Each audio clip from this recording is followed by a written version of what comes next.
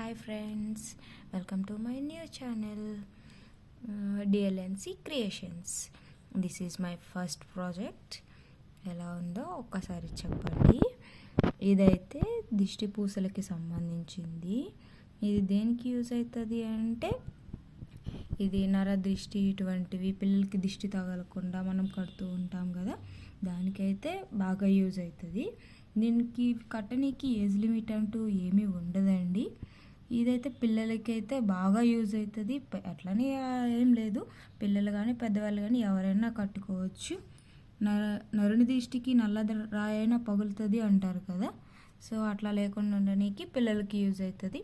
పాతకాలంలో అయితే పెద్దవాళ్ళు ఇలాగ హెయిర్ను పేనేసి తాళ్ళలా కట్టేవాళ్ళు. నేనైతే హెయిర్తో ఇలా కొత్తగా ట్రై చేశాను.